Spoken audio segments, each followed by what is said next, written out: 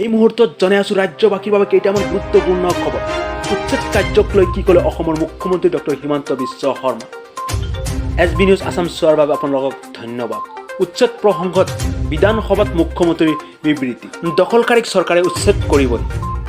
উচ্ছেদৰ প্ৰসংগক লৈ বিধানসভাৰ মজিয়াত অসমৰ মুখ্যমন্ত্ৰী ডক্টৰ হিমন্ত বিশ্ব শৰ্মা। কংগ্ৰেছৰ ৭৫ বছৰ শাসনৰ ফলত থলুৱা ভূমিক ভূমিপাত্তা নিদিয়াৰ লগতে থলুৱা ভূমিক উচ্ছেদ নকৰাৰ বাবে আজি অসমত এই পৰিৱেশৰ সৃষ্টি হয়, যাৰ বাবে কংগ্ৰেছ দলে ৰাইজৰ ওচৰত ক্ষমা খোজা উচিত।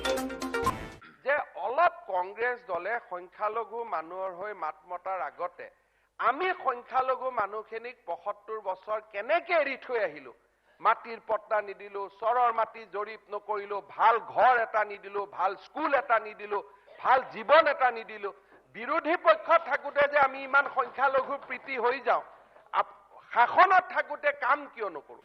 এই প্ৰসংগত অসমৰ মুখ্যমন্ত্ৰী ডক্টৰ হিমন্ত বিশ্ব শৰ্মাই ক'লে, অসমত আৰম্ভ হোৱা উচ্ছেদ কাৰ্য থমকি নৰয়। গোৱালপাৰাত উচ্ছেদ কাৰ্যক লৈ অসমৰ মুখ্যমন্ত্ৰী ডক্টৰ হিমন্ত বিশ্ব শৰ্মাই কি ক'লে, আনহাতে অচিৰেই গোৱালপাৰাতো চলিব উচ্ছেদ অভিযান। গোৱালপাৰাত ডাঙৰ এভিকশ্যন হ'ব, উপায় নাই, হাইকোৰ্টে ক্লিয়াৰ অৰ্ডাৰ দিছে।